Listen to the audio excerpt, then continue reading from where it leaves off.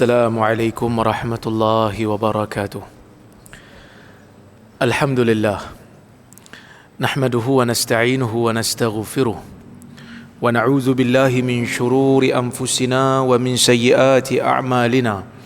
من يهده الله فلا مضل له ومن يضلل فلا هادي له.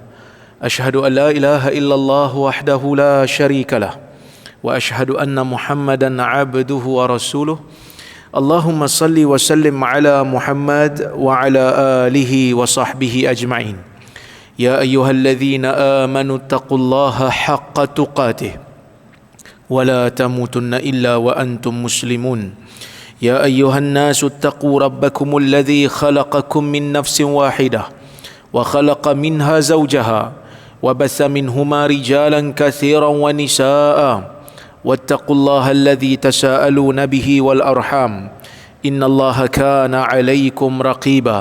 يا أيها الذين آمنوا اتقوا الله وقولوا قولا سديدا يصلح لكم أعمالكم ويغفر لكم ذنوبكم ومن يطع الله ورسوله فقد فاز فوزا عظيما. فإن أصدق الحديث كتاب الله وخير الهدي هدي محمد وشر الأمور محدثاتها وكل محدثة بدعة وكل بدعة ضلالة. أما بعد. Muslimin dan muslimat yang dirahmati oleh Allah Subhanahu wa taala sekalian. Alhamdulillah, malam ini kita dapat bersama-sama berhimpun dalam kuliah ini untuk kita sambung perbincangan kita menggunakan buku metodologi memahami hadis. Dan insya-Allah hari ini kita nak sambung pada bab ataupun pada tajuk disiplin memahami hadis berdasarkan kepada riwayat-riwayatnya. Kita telah pun selesai membicarakan berkenaan dengan faedah memahami hadis berdasarkan riwayat-riwayatnya, dan insya-Allah hari ini kita nak sambung. Siapa yang ada buku boleh tengok muka surat 152. Disiplin memahami hadis berdasarkan riwayat-riwayatnya. Walaupun memahami hadis melalui riwayat-riwayatnya adalah suatu perkara yang penting, namun ia perlu mematuhi beberapa disiplin. Ini kerana bukan semua riwayat-riwayat bagi sesebuah hadis itu sahih.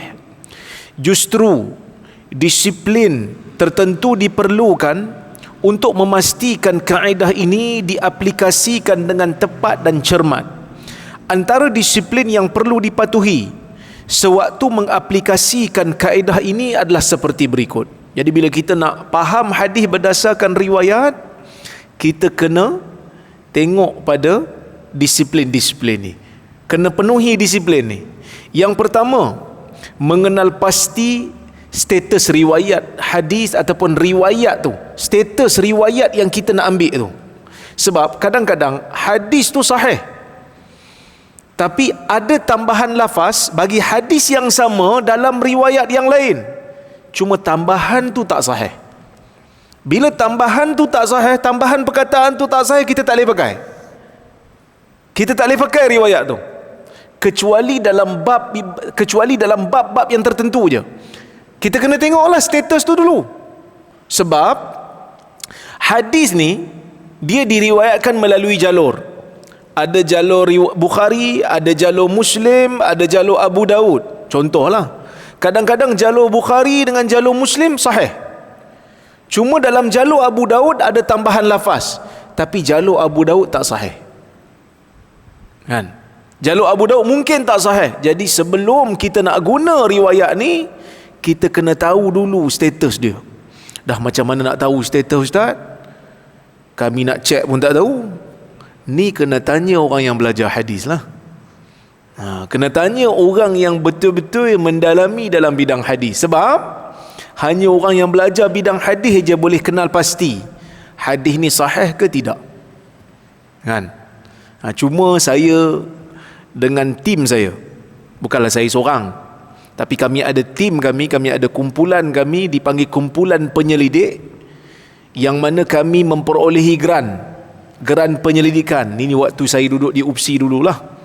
Kan, waktu saya duduk di UPSI, kami dapat geran daripada Telekom Malaysia. Ni nak kena sebut jugalah. Daripada Telekom Malaysia, daripada Hasnuri Sendirian Berhad, daripada ada syarikat filem pun ada, Syarikat buat filem, dia tengok kami punya usaha ni bagus, dia bagi juga sumbangan dalam bentuk grant.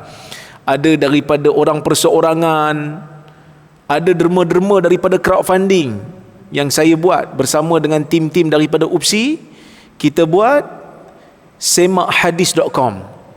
Semakhadis.com ni kami ambil kitab-kitab rujukan hadis yang mengumpulkan hadis palsu dan dhaif sebanyak 11 kitab.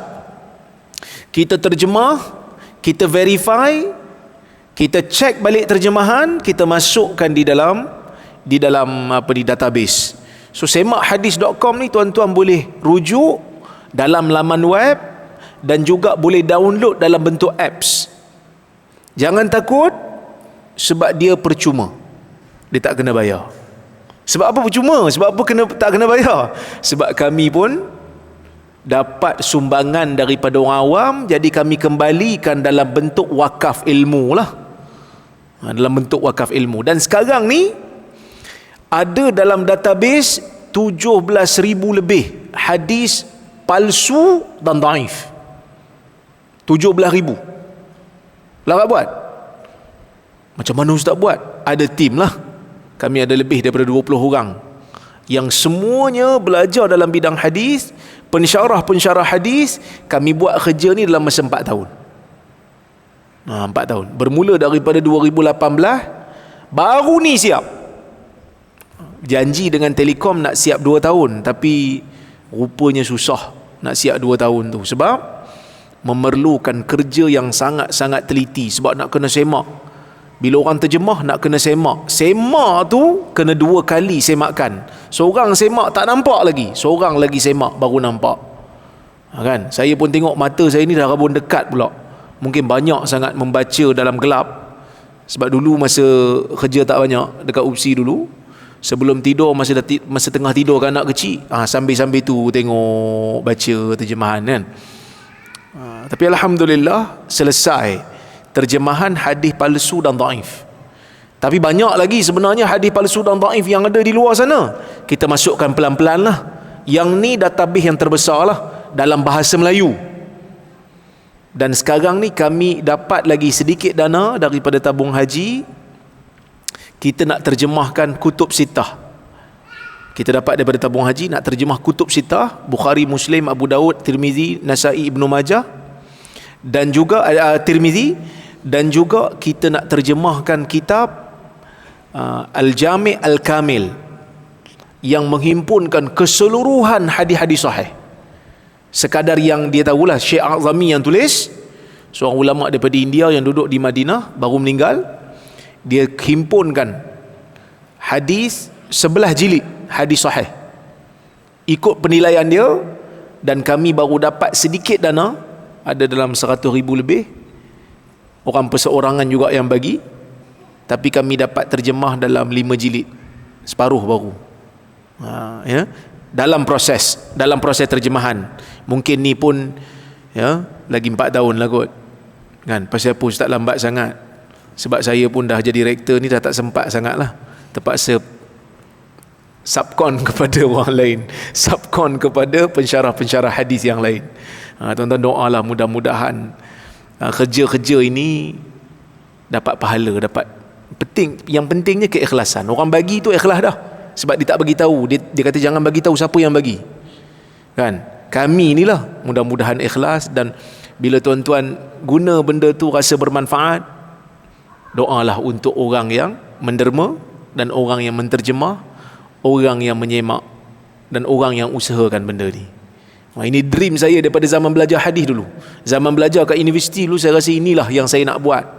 Paling tidak kalau saya mati pun benda ni kekal. Biarlah saya tak boleh ceramah kat Negeri Penang pun tak apa. Yang penting semak hadis boleh masuk.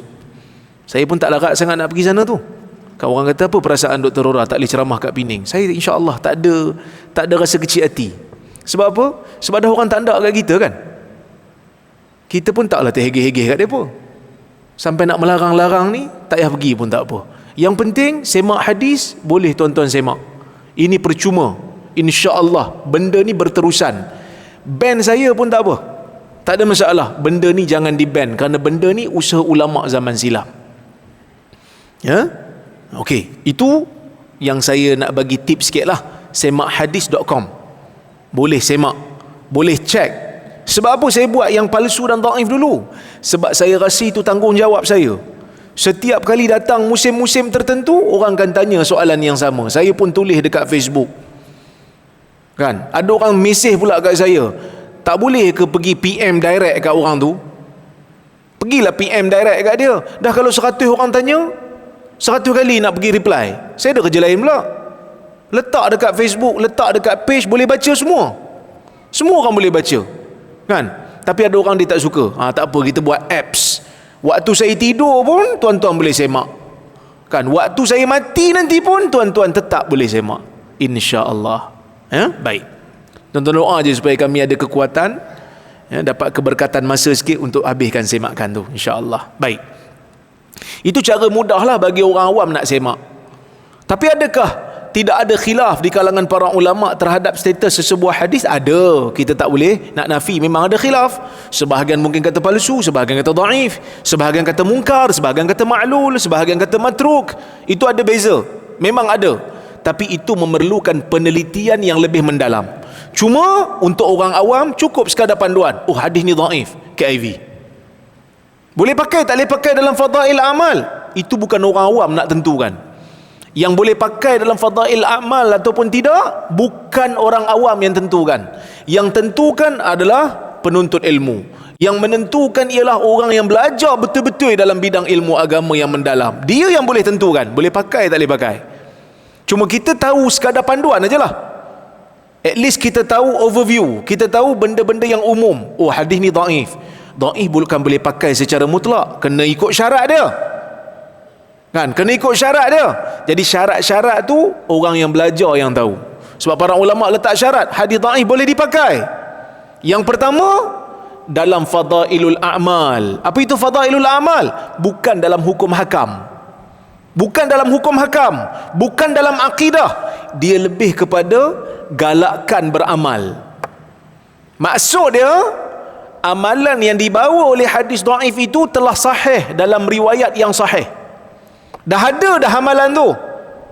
Cuma datang satu hadis dhaif, dia bagi tahu siapa yang amalan yang sahih ni pahalanya sekian. Yang mana kita beramal tu sebagai galakan beramal, ataupun ancaman terhadap dosa yang telah sahih datang dalam riwayat yang sahih. Maksudnya amalan tu memang datang hadis sahih melarangnya, tiba-tiba datang satu hadis dhaif bagi tahu ancaman dia begini begini begini. Yang mana kalau tak ada hadis dhaif ni pun perbuatan tu dah haram dah. Ya. Syarat yang kedua, hadis tersebut tidak terlalu dhaif, dia dhaif ringan. Macam mana dhaif ringan? Tengoklah ustaz timbang. No, bukan main timbang-timbang. Ini bukan timbang kilo. Ini bukan produk kecantikan main timbang kilo. Yang ni nak tengok hadis ni dhaif berat ke dhaif ringan. Kalau kedhaifan tu disebabkan oleh salah satu daripada 3 perkara, maka dhaifnya dhaif ringan. Selain daripada ni, dhaif berat. Pertama, ingatan perawi yang lemah. Yang ni dhaif ringan. Sebab kalau ingatan dia lemah, dia boleh jadi diingat, boleh jadi dilupa. Dia jadi 50-50. 50-50, tak pasti betul ke tidak, maka dia jadi dhaif ringan. Yang kedua, kalau sanad dia terputus. Macam mana sanad terputus? Tabi'in riwayat terus daripada Nabi sallallahu alaihi wasallam, sedangkan tabi'in tak pernah jumpa Nabi. Ada tengah-tengah tu gap. Bila gap, maka dhaif itu dhaif yang ringan. Yang ketiga, kalau perawi itu tidak dikenali, sebut nama tapi kita tak kenal dia ni siapa, maka dhaif ini salah satu daripada 3 ni dhaif ringan. Tapi kalau dhaif itu disebabkan perawinya berdusta, ini palsu lah, dhaif berat. Ataupun kedhaifan itu disebabkan perawinya fasik, maka dhaifnya berat. Ataupun kedhaifan tu sebab perawi dia tu pernah menipu dalam urusan jual beli. Dia tak pernah menipu dalam hadis, tapi ditipu dalam urusan jual beli dekat pasar. Dalam urusan seharian dia, ulama pernah kena pasti dia berbohong, maka riwayatnya adalah riwayat yang matruk, riwayat yang ditinggalkan, tak pakai langsung. Maka kita kena tahu benda-benda ni. Tapi alhamdulillah, walaupun dulu bila kita sebut tentang status hadis, orang akan kata, alah tak payahlah bincang benda ni, orang awam tak payah tahu. Dulu kita kempen, kita pernah lancarkan satu kempen semak hadis. Ada orang marah, dia kata apa? Tak payah kempen lah semak hadis, kempen semak diri sendiri dulu. Kita pun heran, nak semak diri sendiri nak buat apa? Semak diri sendiri takkan nak beritahu ke orang kan? Semak diri sendiri diam-diam sudahlah. Itu muhasabah diri. Semak hadis ni maksudnya sebelum nak sebar, semak dulu kan. Tapi alhamdulillah, kerajaan pun duk buat sekarang ni akta kan, akta anti berita palsu kan. Kalau dalam urusan dunia pun berita palsu memberikan bebanan kepada orang yang tertentu, memberikan keburukan pada pihak yang tertentu. Cuba tuan-tuan bayangkan kalau sesebuah hadis itu disebar tanpa disemak, ia akan merosakkan wajah agama kalau kita biarkan. Sebab itu Nabi SAW dalam bab hadis ni, Nabi suruh kita berhati-hati. Dalam sebuah hadis riwayat Al-Imam Syafi'i, Imam Syafi'i pun ada riwayat hadis juga. Tuan-tuan tengok dalam kitab tuan-tuan tengok dalam kitab Ar-Risalah, memang Imam Syafi'i bila dia bawa hadis, dia akan bawa sanad.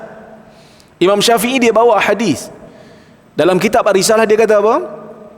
Dia bawakan satu hadis daripada Nabi SAW, "Ballighu anni walau ayah wa hadithu an ahli al-kitab wala haraj, fa innahu man kadzaba alayya muta'ammidan falyatabawwa maq'adahu minan nar," atau kama qala. Yang bermaksud, sampaikan daripada aku walaupun satu ayat, ceritakan kisah-kisah daripada ahli kitab, tidak ada masalah.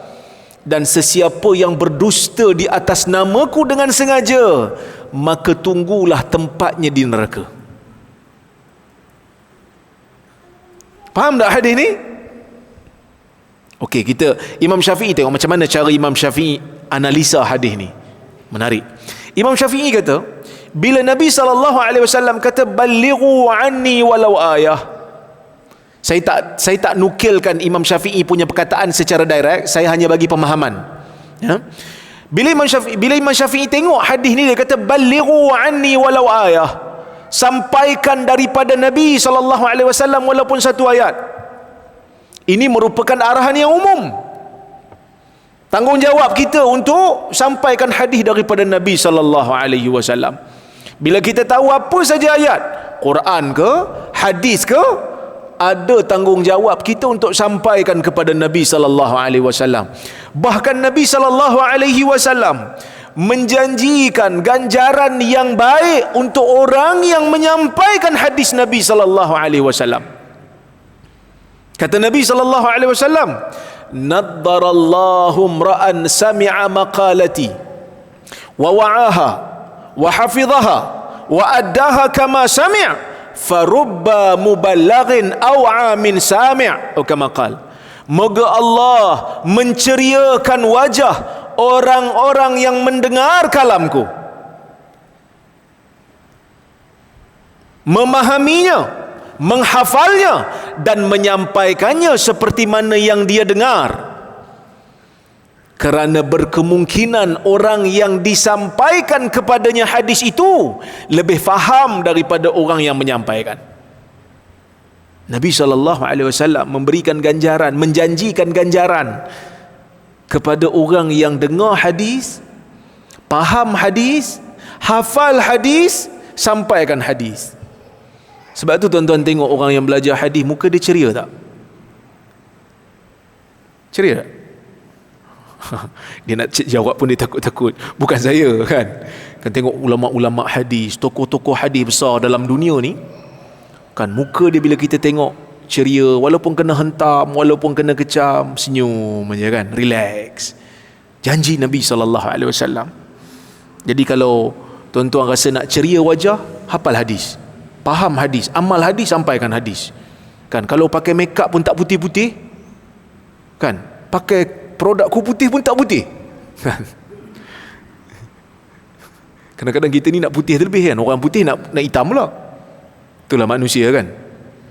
Orang putih nak hitam sampai berjemur punyalah nak hitam. Kita ni dah elok hitam dah, nak putih pula. Kan? Tak boleh yang tu. Cuma ada tanggungjawab untuk sampaikan hadis dan ada ganjaran untuk orang yang menyampaikan hadis. Kemudian, walaupun Nabi SAW suruh kita sampaikan hadis, tapi di hujung hadis tu Nabi ikat sikit. Nabi tak bagi lesen besar. Nabi tak bagi lesen besar. Nabi bagi lesen tu ada caveat, maksudnya ada ikatan. Apa Nabi sebut di hujung tu? Sesiapa yang berdusta di atas namaku, tunggu tempatnya kat neraka. Tengah-tengah tu Nabi kata, wa hadithu an ahlil kitabi wala haraj. Ceritalah daripada cerita-cerita Israiliyat, tidak ada masalah. So Imam Syafi'i dia buat kesimpulan. Dia kata apa? Bila Nabi SAW suruh kita sampaikan hadis, lepas tu Nabi ikat, jangan dusta atas nama dia dengan sengaja sebab tempatnya neraka. Kan? Perbuatan tu membawa ke neraka. Dia tu tak tentulah, Allah Ta'ala lah tentukan. Cuma perbuatan tu boleh membawa ke neraka. Dan di tengah-tengah tu Nabi kata, boleh cerita tentang kisah ahli kitab. Dalam riwayat yang lain menyebutkan, la tusaddiquhum wa la tukadzibuhum. Bila dengar cerita Israiliyat, jangan kata betul, jangan kata bohong. Dengar sudah. Nak kata betul pun tidak, nak kata salah pun tidak. Ini kalau cerita zaman dulu yang tak datang dalam Quran dan Sunnah lah. Kalau datang dalam Quran dan Sunnah, kita kena percaya. Bukan kerana dia Israiliyat, tapi sebab dia datang dalam Quran, dia datang dalam Sunnah. Tapi kalau cerita Israiliyat ni, cerita orang zaman dulu, zaman ahli kitab, yang tak ada dalam Quran, yang tak ada dalam Sunnah, boleh tak cerita? Boleh cerita. Boleh cerita. Cuma jangan kata betul, jangan kata salah. Kecuali kalau ada Quran kata betul, kalau ada Quran Sunnah kata betul, dan kita betulkan. Ataupun dia bercanggah dengan Quran, dia bercanggah dengan Sunnah, dan kita kena kata salah. Tapi kalau Quran tak cerita, hadis pun tak perincikan, Quran dan hadis silent tentang isu tu, dan kita bolehlah setakat dengar. Boleh setakat dengar, tapi tak perlu over. Tak perlu fokus sangat. Sekadar dengar, boleh dengar. Tanpa kita berlebih-lebihan, tanpa kita kata bohong, tanpa kita kata confirm betul. Imam Syafi'i kata apa? Imam Syafi'i kata, hadis ni bila kita nak cerita, bila kita nak sampaikan, hendaklah kita tahu dulu kebenarannya. Sebab Nabi kata boleh sampaikan, kena sampaikan. Tapi hati-hati, siapa yang berdusta atas nama aku, tunggu tempat kat neraka. Maksudnya apa? Sebelum nak sampaikan, kena pastikan kesahihan dulu. Tapi dalam bab Israiliyat, Nabi agak longgar. Nabi kata, selagi mana, maksud perkataan Nabi tu, selagi mana kisah itu tidak dipastikan pembohongannya, maka boleh cerita. Kalau pasti bohong, tak boleh. Belum pasti, boleh jadi betul, boleh jadi tak betul, dan boleh cerita. Itu kalau Israiliyat. Tapi kalau hadis, tak boleh. Hadis kena tahu dulu status. Sebab apa? Sebab hadis ni ada perhitungan agama. Kalam Rora dengan kalam Nabi tak sama. Kalam saya, kalau orang tak ikut, okey. Kalam Nabi SAW, orang tak ikut, bermasalah. Ada orang datang kat saya, dulu satu ceramah di satu tempat. Dia datang kat saya, dia kata, Ustaz, saya tak setuju dan saya tak mau ikut, Ustaz. Saya kata, Alhamdulillah. Terkejut juga dia. Kenapa? Sebab saya bukan Nabi, awak kena ikut saya setiap masa. Saya ada tanggungjawab sampaikan apa yang saya tahu. Tapi saya juga takut pada Allah Azza wa Jal. Saya akan menjawab di hadapan Allah. Kalau ada kesilapan, kalau ada kesengajaan, kesalahan di mana-mana, saya kena jawab. Kalau awak ikut saya kena jawab bagi pihak awak. Tapi kalau awak confirm tak nak ikut saya, Alhamdulillah, sila ikut ustaz-ustaz lain banyak lagi. Satu orang hamba Allah juga pernah komen dekat Facebook saya. Dia kata, Alhamdulillah saya tak hadir majlis ustaz. Saya kata, Alhamdulillah, saya juga bersyukur tuan dan keturunan tuan tak ikut, tak hadir dalam majlis saya. Dia kata saya menipu pula. Saya kata, apa pula saya nak menipu? Saya bersyukur. Kerana bila orang pilih untuk tak mau ikut kita setelah kita sampaikan kepada dia, tanggungjawab dia.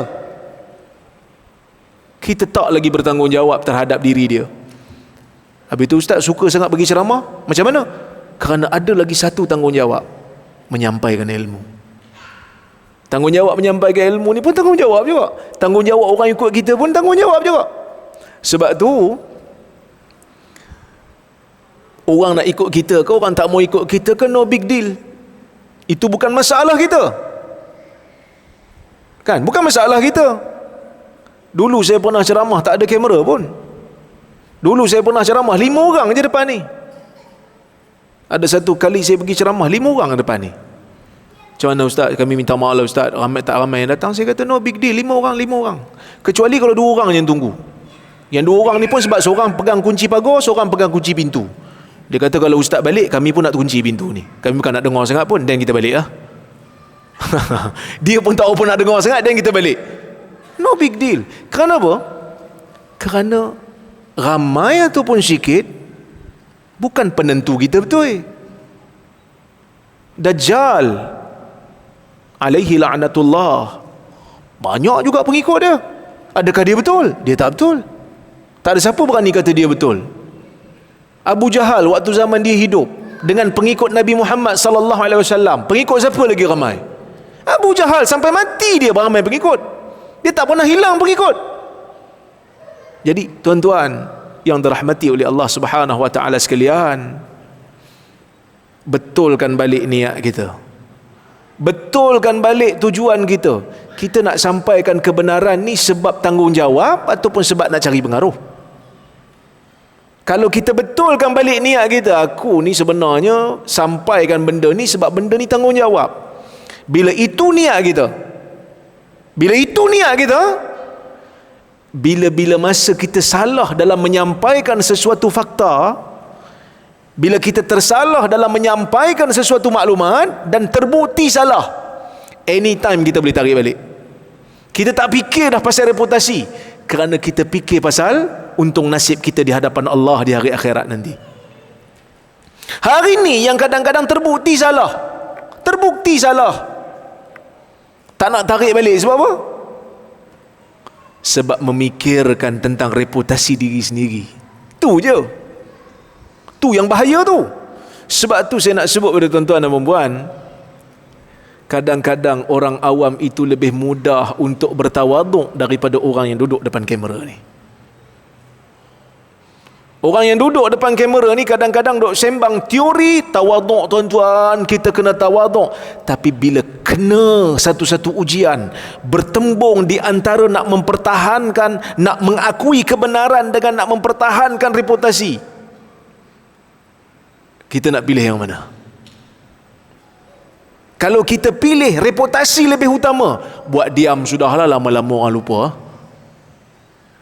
maka kita telah melenyapkan kebenaran atas ego diri sendiri. Ni saya sebut ni untuk diri saya juga ni. Teguran untuk diri sendiri. Tuan-tuan mungkin tak terlibat sebab tuan-tuan mungkin tak ada ceramah agama. Saya ni, diri sendiri ni. Sebab tu kadang-kadang kena pesan pada orang ramai, pesan pada kawan-kawan, kalau saya ada salah di mana-mana, tolonglah bagi tahu. Kalau ada tersilap di mana-mana, nak teguran, bagi teguran. Tak ada masalah. Kalau betul teguran tu, kita terima kerana kita sama-sama adalah insan. Kita adalah sama-sama hamba Allah yang banyak dosa. Gitu kan Nabi? Jadi sebab itu tuan-tuan jangan risau. Ramai ke tak ramai ke, bukan benda yang kita nak kejar. Kalau saya lah, saya pernah dulu masa belajar di Jordan, kami kelas kat universiti pun belajar, kelas talaqi pun belajar, petang-petang talaqi. Dalam ramai-ramai guru kami ni, ada seorang guru ni dia bekas mufti Iraq. Zaman Saddam dulu dia jadi mufti. Lepas tu dia habis khidmat sebagai mufti, dia pindah ke Jordan jadi pensyarah. Jadi dia jadi kami punya guru lah. Dan dia ni memang hebat. Ilmu bahasa Arab pun power, ilmu usul fiqh pun power, ilmu fiqh pun power. Fiqh dia mengajar fiqh 4 mazhab lah. Dia tu sendiri Hanafi. Tapi kami minta dia mengajar kami mazhab Syafi'i. Kami minta dia mengajar kitab mazhab Syafi'i, Kifayatul Akhyar. Biasalah orang Melayu kan, mula-mula talaqi penuh ni dewan ni. Semua pakat beli kitab belaka. Tapi bila sampai pada tahap 2 bulan, 3 bulan dah mula maju. Tapi maju ke depan. Soft tu maju ke depan, maju. Lama-lama tinggal 5-6 orang. Sampai kami pun sebut kat Syekh, kami kata, Syekh, kami pun rasa malu Syekh nak datang ke tempat kami ni, 5-6 orang aja yang datang ni. Tak apalah begini Syekh, Syekh biar duduk je lah kat rumah, biar kami datang. 5-6 orang ni boleh kami ambil pick up kan? Kami boleh ambil pick up daripada Mu'tah ni pergi ke rumah Syekh, sebab dia duduk kat quarters universiti. Dia kata tak perlu, saya ada kereta, kamu semua student tak ada kereta, kamu duduk je kat sini, dia kata. Jadi kami pun macam segan, tak ramai orang. Dia kata, ya abnai, dia sebut, dia kata, wahai anak-anakku, ingat, dia kata, Nabi SAW sewaktu berdakwah pada peringkat awal, waktu Nabi SAW berdakwah di Mina, siapa yang dengar cakap dia? Waktu Nabi cakap, jumpa orang ni ajak masuk Islam, jumpa orang ni ajak masuk Islam, Abu Lahab kat belakang, jangan ikut dia ni bukannya betul sangat, aku pak saudara dia. Kalau ikut logik, nak ikut orang muda ke nak ikut orang tua? Orang tua lah kalau ikut logik, sebab orang tua lebih banyak makan garam, sebab tu dia darah tinggi dulu, betul tak? Kalau ikut logik. Tapi dalam ramai-ramai ni, dalam ramai-ramai yang ada dekat Mina pada masa tu, ada 6 orang dengar. Daripada orang Ansar, ada 6 orang dengar. Tapi 6 orang tu akhirnya membina tamadun. 6 orang tu akhirnya membina peradaban Islam yang sangat-sangat agung. Bermula daripada 6 orang je. Sebab tu tuan-tuan, dia pesan dekat kami, dia kata, jangan sekali-kali fikir tentang nombor dalam dakwah ini. Ramai ikut, alhamdulillah. Tak ada orang ikut, balik boleh baca buku. 2-3 orang pun ikut, okey. 2-3 orang kalau berkualiti lebih bagus daripada ramai, tapi mereput. Bukan saya nak kata tuan-tuan mereput pula, semua muka macam sedih je kan. Yang dalam ni insya-Allah semua berkualiti belaka lah kan. Cuma ni nak pesan juga kepada anak-anak Kuib ni, daripada peramai kat sini kan, betul-betul letakkan balik niat kita di tempat yang betul. Datang sini, ambil ilmu sebanyak mungkin. Balik nanti, glamour ke tak glamour ke, Allah Azza wa Jalla yang tentukan. Ramai orang nak jadi glamour, tapi Allah Ta'ala tak bagi. Mungkin itu baik, bukan mungkin, bahkan itu baik untuk dia, kerana Allah Azza wa Jalla maha mengetahui yang kalau dia glamour, dia akan jadi lupa diri kan? Ni orang glamour-glamour dalam dakwah ni, ingat itu satu kelebihan ke? Itu bukan satu kelebihan, itu satu ujian daripada Allah Azza wa Jalla. Apa saja yang Allah Ta'ala bagi pada kita dalam dunia ni, dari sudut kelebihan ataupun kekurangan, kekayaan ataupun musibah, keistimewaan ataupun sebagainya, semuanya adalah ujian. Allah Ta'ala nak tengok bagaimana cara kita berinteraksi dengan dia. Jadi kembali pada tajuk kita balik. Bila kita nak sebarkan sesebuah hadis, cek dulu, semak dulu. Alhamdulillah, orang awam hari ni dah mula ada kesedaran tu. Yang bila ada riwayat-riwayat yang pelik aja dia dengar dalam ceramah, dan dia akan tanya, Ustaz, apa status hadis ni? Kadang-kadang sampai saya pun tak larat. Dulu kita yang kempen, lama-lama kita pun tak larat. Jadi apa kita nak buat? Sebab itulah wujudnya Kolej Universiti Islam Perlis ni. Sebab apa? Sebab kita nak lahirkan pendakwah-pendakwah. Kan dekat Kuibs ni ada ijazah sarjana muda hadis lagi. Saya tak tahulah dekat Malaysia ni tempat lain ada ke tidak ijazah sarjana muda hadis. Yang ada Quran Sunnah Usuluddin, tapi di Kuibs memang fokus dalam bidang hadis. Dan insya-Allah 5-6 tahun lagi kita akan tengok ramai lagi yang akan keluar, yang akan cuba untuk mempertahankan hadis Nabi SAW. Sebab tu saya sebut, saya kata kita hidup di zaman Nabi SAW dah wafat. Kan kita hidup di zaman Nabi dah tak ada. Kita baca sirah, kita tengok bagaimana Talhah bin Ubaidillah mempertahankan jasad Nabi SAW. Kan? Sanggup di depan, kena panah pun tak apa, sebab dia nak pertahankan jasad Nabi SAW. Kita baca tu, kita rasa alangkah bagusnya kalau aku hidup zaman tu. Boleh juga aku join dia orang ni. Boleh jugalah aku berjuang di sebelah Nabi SAW. Saya katakan, jangan, nanti dulu. Takut-takut kalau kita hidup zaman tu, kita pula sebelah Abu Jahal. Bunuh dia, wahai Abu Jahal. Takut macam tu lah. Syukur kita hidup di zaman ni. Cukup kita hidup di zaman ni, kita masih ada satu ruang untuk kita berjasa di dalam agama ini dengan kita mempertahankan nama Nabi SAW. Kan? Untuk kita pertahankan nama Nabi SAW daripada pembohongan, pertahankan hadis Nabi SAW. Jadi sebab itu disiplin ilmu hadis ni sangat penting. Orang belajar hadis automatik, dia akan cari sumber, dia akan cari rujukan, kerana itulah kerja dia dan begitulah dia dilatih. Saya ingat satu ketika dulu saya pernah cerita, tuan-tuan, Syu'bah bin al-Hajjaj, seorang ulama hadis daripada Iraq. Anak murid dia baca hadis dengan baca sanad yang salah, dia keluar daripada rumah, dia lempang anak murid dia. Ambil kau, kena lempang. Anak murid dia terpinga-pinga. Siapa aku kena lempang ni? Baca hadis pun kena lempang ke? Dia kata, aku mendapatkan hadis ini dengan cara yang sangat sukar. Mula-mula aku dengar hadis ni, aku pergi cari guru. Mereka mengatakan guru ini berada di Mekah. Aku pergi ke Mekah, ada yang kata di Madinah. Aku pergi ke Madinah, patah balik ke Iraq, baru aku jumpa sanad yang betul. Punya jauh aku mengembara nak dapatkan sanad yang betul untuk hadis ni. Kau senang-senang je baca dengan yang salah. Lempanglah makanan kau. Saya ingat kalau zaman ni kita nak implement, dengan saya sekali kena lempang agaknya kan. Tapi bukan saya nak suruh lempang orang.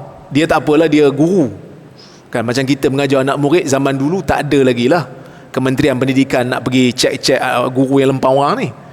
Itu belum lagi anak murid yang kena ludah.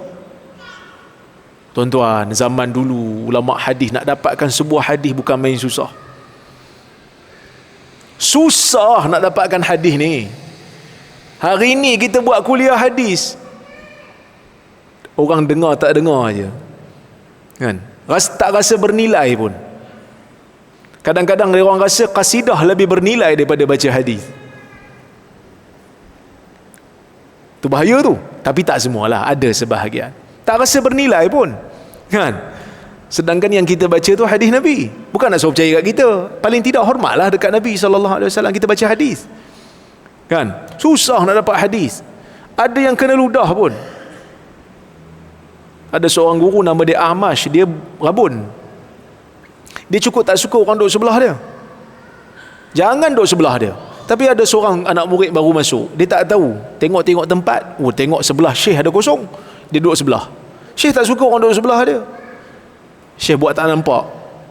Baca hadis ludah, baca hadis ludah. Yang lain semua kata jangan cakap, takut-takut syekh marah, nanti syekh berhenti. Takut-takut nanti syekh berhenti daripada baca hadis. Ni tengah semangat dah baca hadis ni. Biarlah, kan, berbuih kena kena ludah, tahanlah. Macam agak-agak kalau zaman ni, mari jap duduk sini. Kena juga kan. Kenalah saya lepas tu. Tindakan tata tertib.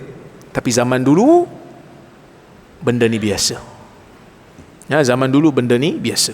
Ada yang kena cekak tengkuk nak dapat satu hadis. Cukup payah. Sebab tu zaman ni nak dapatkan hadis tu, kuliah hadis banyak, tapi taklah banyak berbanding kuliah-kuliah lain. Kuliah fiqh banyak kan, kuliah hadis ni dah mula ada lah. Jadi kena ramaikan orang mengaji hadis ni. Okey? Jadi kena tahu status. Al-Imam Al-Iraqi mengatakan, sesiapa yang membaca sebuah hadis dalam keadaan dia tak tahu status, kalau hadis tu sahih sekalipun, dia dah bersalah dah. Sebab masa dia baca tu dia main pandai-pandai je baca, walaupun hadis tu sahih pun, tapi masa dia baca tu dia tak tahu, dia dikira bersalah. Al-Imam Ibn Hibban siap buat satu bab dalam sahih dia, bab wajib masuk neraka bagi orang yang membaca hadis dalam keadaan dia tak tahu statusnya. Bukan wajib tu, perbuatan tu membawa ke neraka. Orang tu belum tentu Allah Ta'ala boleh ampun kalau Allah Ta'ala mau, sebab benda ni benda yang haram, yang tidak mengkafirkan. Kecuali kalau dia percaya sebar hadis palsu ni halal, dan pada masa itu bermasalah lah, kerana pembohongan terhadap Nabi SAW di antara sebesar-besar dosa besar. Sebab tu jangan ingat bila baca hadis palsu ni, alah biasalah hadis palsu kan, yang penting maknanya betul, yang penting pengajaran tu, ini biasa. Bila kita tegur je orang baca hadis palsu, dia kata yang penting pengajarannya, itu yang paling penting sekali, pengajaran tu. Kita kata pengajaran tak pengajaran, nama Nabi kena mau jaga, nama Nabi kena jaga, jangan main-main, kerana ia ada implikasi agama. Cubalah kalau saya ni berceramah, saya sebut, tuan-tuan, dekat Batu Lima ni ada seorang hamba Allah, nama dia Fulan bin Fulan, dia ada bapa dia, tuan-tuan, bapa dia dulu ni kaki disko, minum arak, mati dalam keadaan macam tu lah, tuan-tuan, tengah tonggang arak mati. Kita kena ambil pengajaran daripada ni, kerana mati tu boleh datang bila-bila. Lepas ceramah, Fulan bin Fulan datang, dia kata, Ustaz, yang Ustaz cerita tu bapak saya. Bila bapak saya minum arak? Tak ada pun. Ustaz jangan bohong. Tak apa, yang penting pengajaran. Boleh terima? Boleh terima tak? Yang penting pengajaran tu yang kita nak ambil. Saya memang bohong pun, lantaklah bapak awak nak jadi apa pun, tapi saya cerita ni untuk orang ambil pengajaran. Mana boleh Ustaz, tu bapak saya. Ustaz nak buat cerita, buat pasal bapak Ustaz. Kalau orang guna nama bapak kita secara bohong pun kita tak reda, kita tak suka. Tu tak ada implikasi agama, cuma implikasi maruah kita je. Apatah lagi orang guna atas nama Nabi SAW. InsyaAllah belum masuk tajuk lagi. Okey, kita bagi azan laluan pada azan dulu. Mukadimah panjang ni.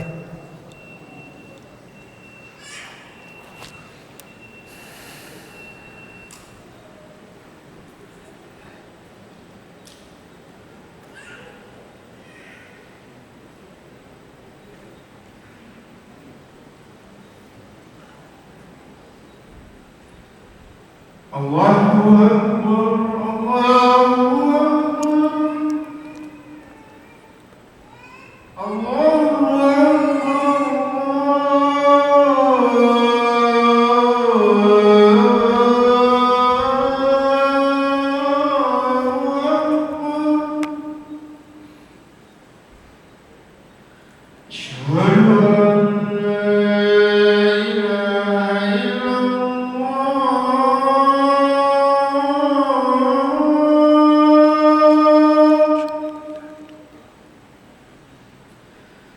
Asyhadu an la ilaha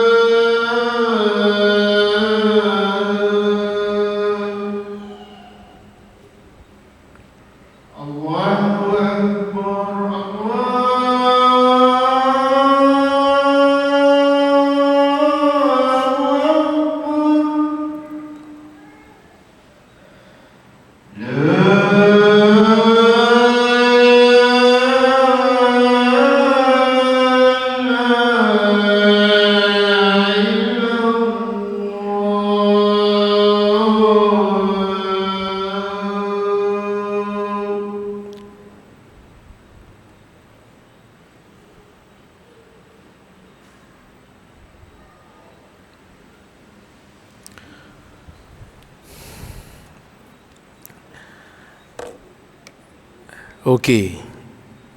Kita sambung sikit lagi. Saya tak sangka cepat sangat masa berjalan berkaitan dengan mengetahui status hadis.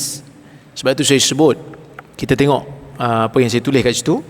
Mengenal pasti status riwayat itu disiplin yang pertama. Kena tahu dulu, ya. Antara perkara utama yang perlu dititik beratkan bagi seseorang yang mengaplikasikan kaedah ini ialah mengetahui status setiap riwayat bagi sesebuah hadis yang ingin difahami. Ini kerana status hadis sangat penting dan menentukan cara untuk seseorang berinteraksi dengannya. Jadi kalau hadis itu tak sahih, dia ada disiplin dia. Kalau hadis itu sahih boleh pakai. Kan? Sebab tu saya sebut, jika status satu riwayat bagi sebuah hadis itu palsu atau terlalu dhaif, maka seseorang tidak dibenarkan untuk menggunakannya. Kewujudan riwayat bagi sebuah hadis yang palsu atau terlalu dhaif sama seperti mana ia tidak wujud. Ada dengan tak ada sama je, ya? Namun jika sesebuah riwayat bertaraf dhaif ringan, ia masih lagi boleh dijadikan panduan dalam bab sirah, fadail a'mal, at-targhib dan juga at-tarhib. Targhib ni galakkan beramal, tarhib ancaman daripada melakukan dosa, dan cerita-cerita. Namun dalam bab akidah dan hukum, hadis dhaif ringan tetap tidak dapat dijadikan sebagai hujah. Ini yang umumlah di sisi majoriti ulama. Kita tengok contoh mengabaikan riwayat yang palsu. Kalau riwayat tu palsu, kita abaikan terus ya. Tak payah nak ambil pusing sebab ia palsu.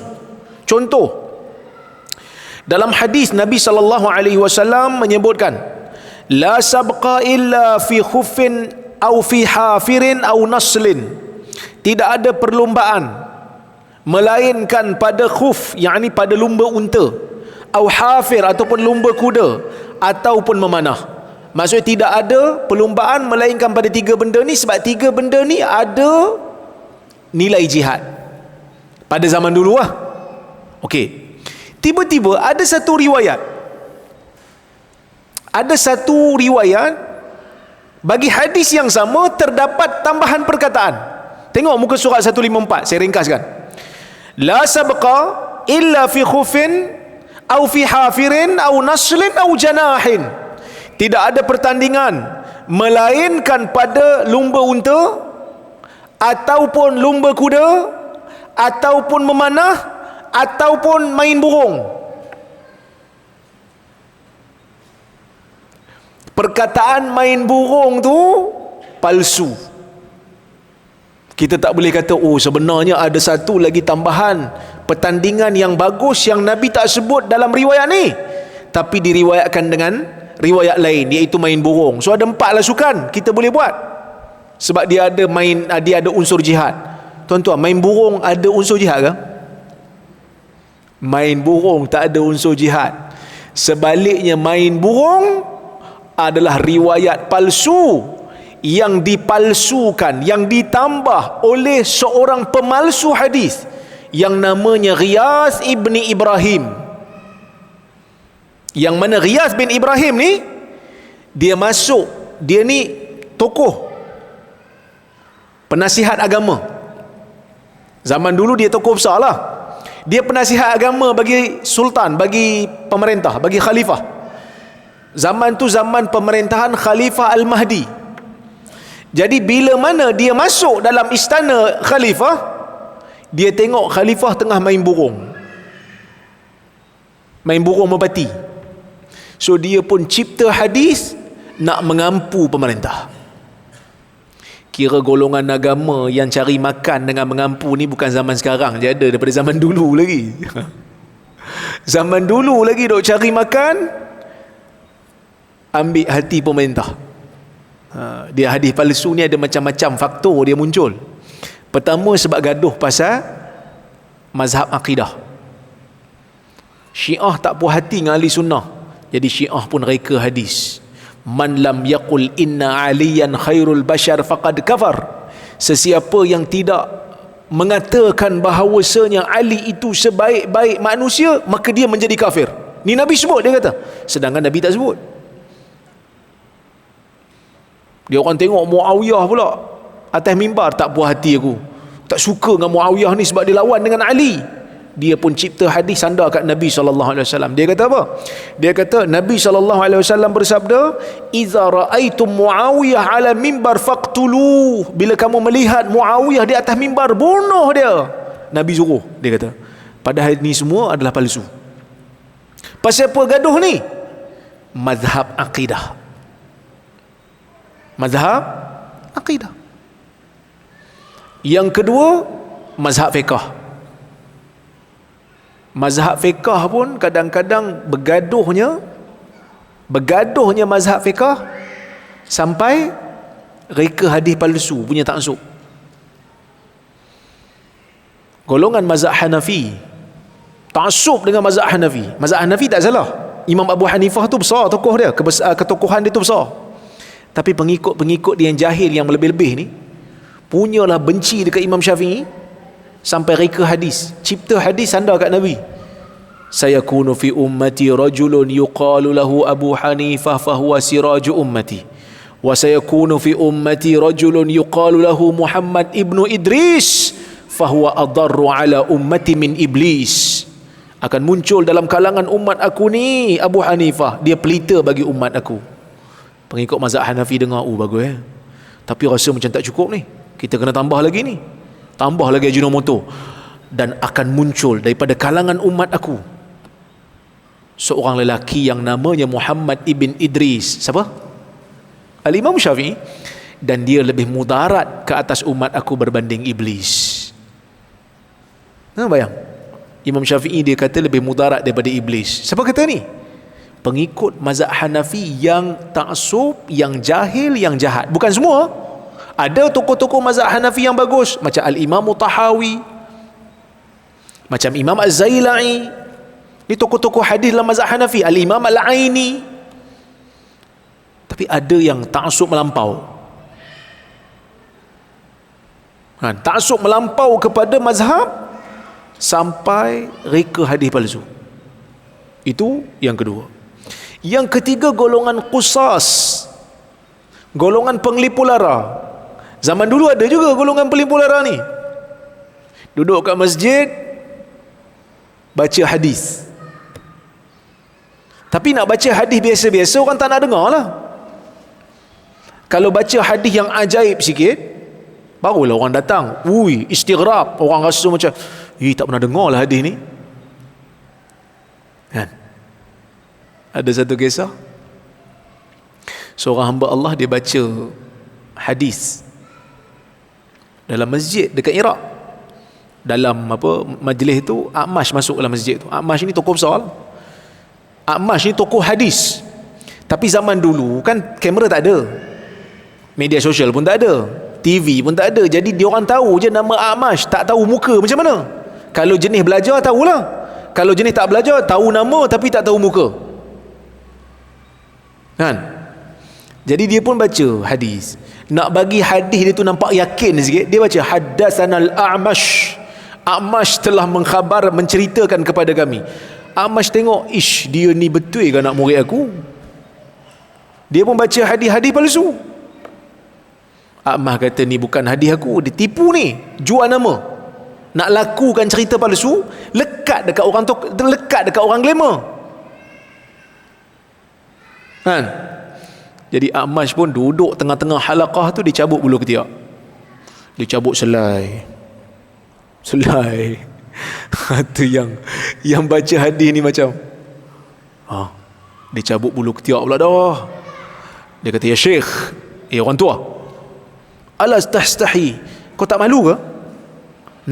Nahnu fi majlisi hadisi Rasulillah, kita dalam majlis hadis, engkau pergi cabut ketiak pula, cabut bulu ketiak. Bukan cabut ketiak, cabut bulu ketiak pula. Apa kata A'mash? Ma ana alaihi khairum mimma antum alaihi. Ana ala sunnah wa antum ala kadhib. Apa yang aku buat ni lebih baik daripada apa yang kau buat. Aku berada di atas sunnah sebab cabut bulu ketiak Nabi suruh. Kan cabut bulu ketiak, natful ibit kan, sunnah. Kamu berada di atas pembohongan. Aku A'mash, aku tak baca hadis yang macam kau baca. Boleh buat try lepas ni. Mana ustaz baca hadis palsu duduk depan-depan ni cabut bulu ketiak. Kan buka baju ke, pakai baju lengan pendek kan, cabut satu-satu. Tapi jangan berkata-kata lah, simpan masuk balik dalam poket. Nanti kat luar buang. Kalau sanggup lah zaman ni kan. Tapi nak kata betul, dia berada di atas sunnah, dia cabut bulu ketiak sunnah. Kamu bohong atas Nabi, nama Nabi. Aku Amash, aku tak baca pun hadis ni, kau kata aku baca, aku tipu. Itulah seriusnya ulama zaman dulu. Sanggup. Ya. Okey. Qusas. Dia nak cari makan dengan ceramahnya. Dia cari makan dengan ceramahnya. Memang ada manusia yang cari makan dengan ceramah. Tapi kalau dengan benda yang betul tak salah. Cuma zaman dulu ni mereka cari yang benda-benda pelik ni. Sebab nak istighrab, sebab nak suruh orang dengar apa yang dia orang cerita. Yang keempat, golongan sufi yang jahil, zuhad, ahli-ahli zuhud tapi jahil. Ini merupakan salah satu daripada punca hadis palsu. Antaranya Maisarah bin Abdir Rabbih. Maisarah bin Abdir Rabbih, seorang tokoh, dia banyak memalsukan hadis yang berkaitan dengan fadail, yang berkaitan dengan amalan-amalan yang ganjaran-ganjaran amalan, yang tipu semata-mata nak suruh orang beramal. Dia sebut, dia kata wada'tuha uraghibun nas biha. Aku palsukan hadis ni, aku cipta hadis ni supaya aku galakkan manusia beramal dengan kandungan hadis ni. Dia bohong untuk ajak orang beramal. Dia bohong untuk ajak orang buat benda soleh. Niat tu bagus dah, tapi cara tak kena. Cara tak kena tu yang kita kadang-kadang kita tengok tarawih ikut malam. Malam ni kalau tarawih dapat pahala apa? Malam esok dapat pahala apa? Setiap jemaah datang kat pintu masjid tu. Malam ni apa? Oh, malam ni tak best, balik esok pula datang. Kita datang malam esok best. Kelebihan tarawih ikut malam itu adalah palsu. Kelebihan tarawih. Ada yang hadis khusus, siapa tinggal salat subuh dosanya banyak ni, siapa tinggal solat zuhur dosanya seperti ini, kan dulu kan ada. Hadis itu pun tidak dijumpai asalnya. Ada yang tinggal solat maghrib dosanya seperti berzina dengan ibu sendiri. Itu semua hadis yang palsu. Bila kita sebut palsu, dia kata, tengok, mereka ni suka orang tinggal solat. Bukan masalah tu, tinggal solat ni dosa besar. Ambil yang sahih lah. Faham tak? Kadang-kadang mereka ni otak kecil. Bila kita kata sebenarnya perut ikan tak najis, oh bolehlah makan. Hingus kau pun kau tak lalu nak makan. Bukan semua benda yang tak najis tu boleh makan. Kan saya sebutkan dalam kuliah yang lepas kan. Ni bila kita sebut hadis ni palsu, dah boleh, maksudnya bolehlah tinggal solat. Bukan masalah tu, tinggal solat memang tak boleh, tapi yang tu pun tak boleh. Dia sebut bila kita kata dalam mazhab Hambali, pegang perempuan yang bukan mahram tidak membatalkan wuduk kalau tak ada syahwat. Jadi ustaz, bolehlah kita raba dengan batal wuduk, hukum beza. Batal wuduk hukum lain, haram tak haram hukum lain. Macam kita kata mencuri batal wuduk tak? Mencuri batal wuduk tak? Mencuri tak batal wuduk, jadi bolehkah mencuri? Tak boleh. Kalau kita kata, ustaz, saya nak tanya hukum mencuri batal wuduk tak? Sebenarnya mencuri tak termasuk dalam perkara yang membatalkan wuduk. Dia pun kata, terima kasih banyak ustaz. Balik dia mencuri satu kampung. Pasal apa? Tak batal wuduk. Tak batal wuduk satu hal, berdosa satu hal. Ini kadang-kadang kita nak jawab tu, kita kena pergi semua angle tu kan, supaya kita dapat cover semua sekali, ya. Okey, tuan-tuan, cukuplah sekadar tu untuk malam ni. InsyaAllah kita sambung pada kuliah yang akan datang. Saya nak tengok pada soalan. Ini soalan daripada Zoom. Assalamualaikum Ustaz. Waalaikumsalam. Apakah cara yang betul dalam membaca surah dalam salat yang bertujuan menegur imam atau mengingatkan imam yang terlupa bacaan surah? imam yang terlupa bacaan surah, kalau bacaan yang dia buat tu, yang dia tersalah tu berkaitan dengan Fatihah sehingga tertukar makna, ataupun surah sehingga tertukar makna, maka kita yang tahu ni wajib betulkan. Macam mana caranya? Kita baca yang betul lah. Kita baca pada dia yang betul punya. Sama ada kita bagi kat dia subhanallah, ataupun kita bacakan ayat Fatihah, baca yang Fatihah yang betul, ya, ataupun surah yang betul. Tapi kalau dia baca tu kesalahan itu tidak mengubah makna sehingga solat menjadi tak batal, dibenarkan, tetapi bukanlah menjadi satu kewajipan. Cuma dibenarkanlah, kita boleh betulkan dia. Okey? Tapi kalau dia dah terlupa surah, dibaca surah lain, tak payah tegur dah lah. Tak payah paksa dia baca surah yang asal. Jangan lari baca balik surah utama, aku nak betulkan kau. Tak payah. Dia dah baca surah lain tu, biarkan dia baca surah lain. Assalamualaikum Ustaz. Waalaikumsalam. Bagaimana cara dan kaedah Ustaz beroleh kekuatan untuk berdakwah? Bukan senang untuk beza dengan majoriti dalam keluarga dan rakan pejabat dan kejiranan yang selalu memberikan tafsiran negatif terhadap dakwah sunnah. Kita perlu akui bahawa budaya orang Melayu ialah kurang baca, kurang bertanya, kurang fikir dan mudah ikut cakap orang atau apa saja yang majoriti buat. Dia ni siapa? Sampai dia tahu pejabat saya pun tak suka saya. Macam orang rapat je ni kan, macam orang yang rapat dengan saya. Okey. Sebenarnya saya taklah kuat pun. Kadang-kadang menjawab juga saya kan. Cuma adalah sikit pengalaman. Pengalaman tu kalau orang hentam kita pun, kalau orang hentam saya kan, kalau kadang-kadang tulis, dia kutuk ke, dia buat poster apa ke, ada dalam banyak keadaan tu saya boleh senyum lah. Saya tengok, dia kata dia ni boleh tahan ke ada ni. So, ada sampai pada tahap tu. So macam mana dapat kemahiran tu, ataupun kita kata dapat kita berhadapan dengan tu? Sebab selalu kena, lama-lama dia lali, dia mangli, kata orang Perlis kan, mangli tak ada apa kan. Kadang-kadang bila kena hentam tu sambil makan nasi je baca kan, ush, dahsyat ke dia tulis kan. Tak ada apa. Sebab apa tuan-tuan? Pertamanya, kita kena set dalam diri kita, macam saya sebut tadi lah kan. Orang nak fitnah ke, orang nak kutuk ke, kalau dia tak melibatkan apa-apa mudarat pada kita, anggaplah itu cara Allah Ta'ala nak balas kebaikan pada kita dalam benda yang kita tak payah buat. Sebab itu sebahagian salaf kata apa? Dia kata kalaulah mengumpat ni benda yang dibenarkan, benda yang harus, aku sendiri nak mengumpat mak ayah aku, sebab dia bagi pahala kepada mak ayah kalau kita mengumpat. Tapi sebab dia haram, aku tak boleh buat. Maksudnya bila kita mengumpat orang tanpa ada alasan yang munasabah, bukan di tempat-tempat yang halal untuk kita mengumpat, sebab mengumpat ni ada tempat yang halal. Nantilah ada masa saya cerita kan, kena datang kuliah sentiasa. Ada tempat yang diharuskan mengumpat, tapi dalam banyak keadaan selain daripada tempat-tempat tu haram. Bila kita mengumpat, Allah Azza wa Jal akan berikan pahala kita pada orang tu nanti. Jadi bila orang mengumpat kita, apatah lagi fitnah kita, tuduh kita benda yang tak ada mudarat pada kita, kita rasa ini mungkin Allah Ta'ala nak bagi pahala kat aku lah secara percuma. Itu yang pertama. Yang kedua, kita kena tahu, kalau kita ni kena, dalam dakwah ni kita kena cabaran, ujian, kita telah melalui satu proses yang sama yang dilalui oleh orang-orang sebelum kita.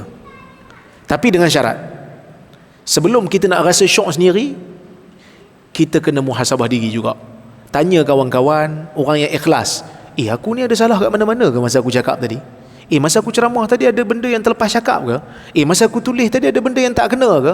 Kau dia beritahu ada tak kena tu, kau tulis perkataan ni keras sangat, kau tulis benda ni teruk sangat. Dan kita betulkan. Kalau dia kata tak ada, okey je kau bagi nasihat tadi, kau tak maki, kau tak carut, kau tak kutuk, kau tak hina, cuma lepa je ego. Dan kita rasa ini sebahagian daripada resam dakwah. Itu yang kedua lah. Yang ketiga, bila cabaran-cabaran yang seperti ini, sebenarnya Allah Subhanahu wa Ta'ala nak suruh kita tambahkan pahala dengan kita terus usaha. Dia macam ni tuan-tuan. Saya selalu sebut dalam diri, Kalau orang cabar kita, kita akan usaha sehingga kita nak buktikan orang tu salah. Kalau kita rasa kita betul lah. Usaha sampai boleh.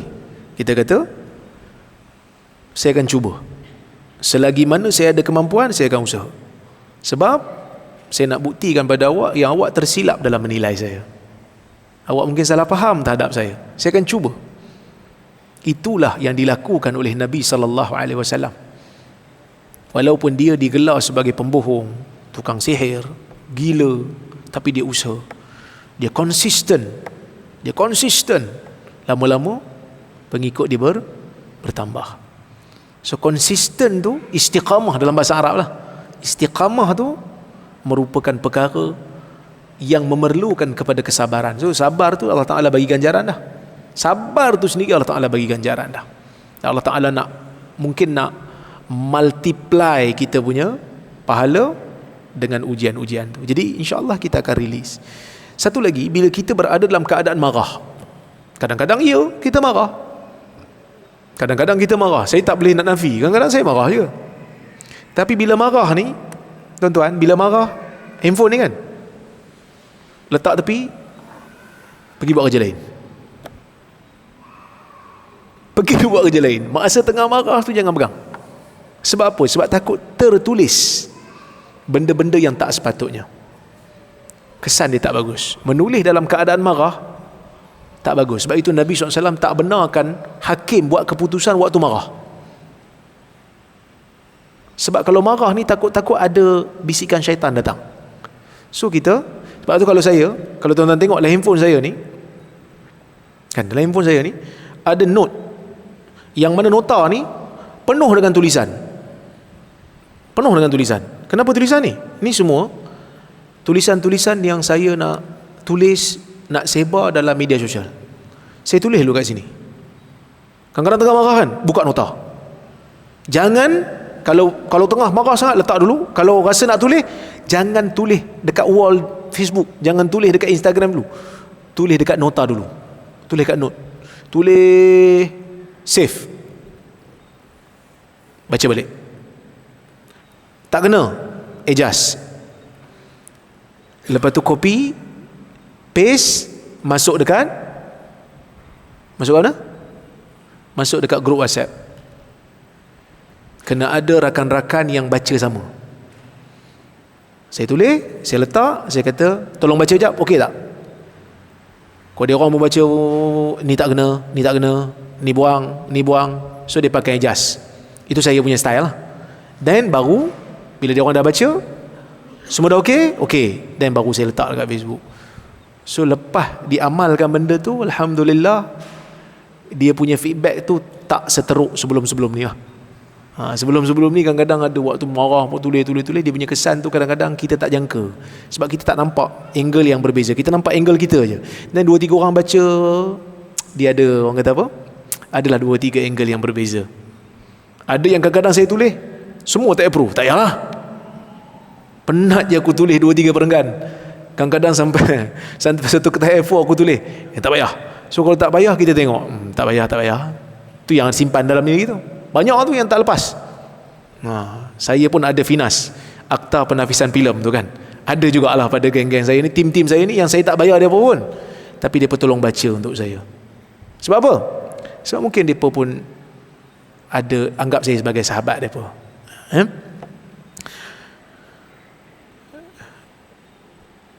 Ada soalan satu lagi. Assalamualaikum doktor. Waalaikumsalam. Tolong bagi nasihat kepada kami yang muda-muda ni, baru lepas dapat gelaran degree dan risau terhadap masa depan kerana, ini orang Indonesia ni, kerana takut tak dapat kerja. Jazakallah khair wa antum fazakumullah khair. Kita kena yakin apa dia ni, sama ni anak-anak kuib ni, kita kena yakin apa dia. Waktu kita dalam perut mak kita, malaikat dah tulis rezeki kita. Tu kita kena yakin. Saya tak tahu orang lain, tapi waktu saya belajar agama dulu, lama ni saya ceramah ni, tak apa kot noh.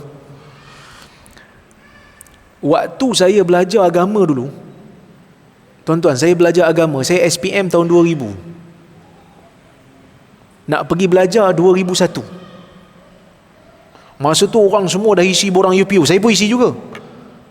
Dapat Universiti Melaya Nilam Buri, bidang syariah.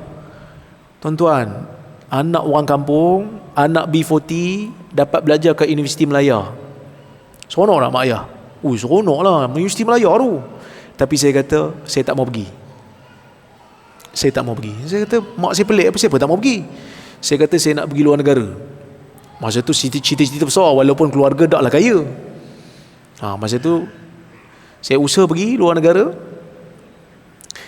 Ada juga orang yang bercakap dengan keluarga. Family saya kata, nak belajar luar negara ni kita mana? Kita bukan orang yang kaya. Saya kata tak ada masalah, semua tu saya dah susun.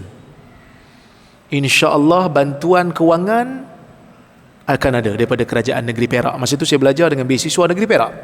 Asalnya pinjaman lah, kemudian convert jadi beasiswa. Sebab saya dapat pointer yang dipersyaratkan tu, saya dapat pointer tu, tukar jadi beasiswa. Alhamdulillah rezeki. Kemudian masa sebelum pergi tu, ada jugalah makcik-makcik bawang datang kan. Dia siap tanya lagi kat mak saya, Rozaimi tu nak pergi ke Jordan, nanti balik nak kerja apa?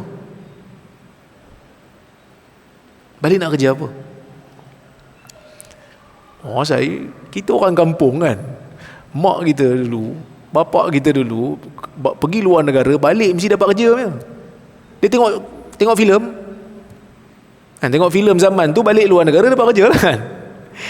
Jadi zaman tu orang agama tak ada kerja, orang belajar agama tak ada kerja zaman tu. Sebab zaman tu zaman apa? Baru lepas meleset kan, tahun 97-98, kegawatan ekonomi George Soros. Tuan-tuan ingat lagi? Bantuan sekolah agama per kapita ditarik oleh kerajaan pusat. Zaman tu zaman siapa? Zaman PM4, Perdana Menteri keempat. Siapa? Tuan-tuan, zaman Perdana Menteri keempat pun tuan-tuan tak ingat. 2001, 2000. Tuan-tuan jawab sendirilah kan. Cuma zaman tu orang belajar agama ni susah nak dapat kerja. Jadi mak saya tanya soalan yang sama. Dia kata, kamu nanti balik daripada Jordan ni, kamu nak kerja apa? Saya kata, kalau sampai satu ketika tak ada kerja untuk saya mengajar sekolah kafar pun alhamdulillah, syukur dah. Saya mengajar sekolah kafar pun syukur dah, kerana itu pun dah dikira sebagai rezeki yang halal untuk saya. Tapi tuan-tuan, alhamdulillah, Allah Ta'ala takdirkan setakat ini saya tak pernah lagi menganggur, alhamdulillah. Tapi kena pegang satu benda, yakin dengan Allah, ikhlaskan niat waktu belajar. Dan waktu kita belajar ni, kita kena jadi satu manusia yang pasak dalam diri, aku belajar, aku nak jadi orang yang bermanfaat untuk umat aku. InsyaAllah rezeki luah Allah Ta'ala akan bagi. Sebenarnya tak semesti jadi kaya pun. Saya ada orang umur sama dengan saya, jutawan, Datuk Seri dah, kita tengok dia umur sama dengan kita, tapi kaya, taklah pandai pun daripada kita. Dia tak pandai sangat pun, saya pandai lagi. Contohlah, kalau dalam kelas aku pandai daripada kau, tapi macam mana kau boleh jadi jutawan, aku tak boleh? Rezeki Allah Ta'ala bagi tak sama. Kita mungkin Allah Ta'ala bagi rezeki di sini dan dia bagi di sana. Kita menyampaikan ilmu, dia menyampaikan sumbangan duit, dia bagi sumbangan kepada KUIP dalam bentuk beasiswa pelajar dan sebagainya. Yang mana kalau kita berada tempat tu, mungkin kita kedekut. Allah Ta'ala kata, tak payahlah, tak payah kau jadi kaya, kalau tak kau jadi kedekut.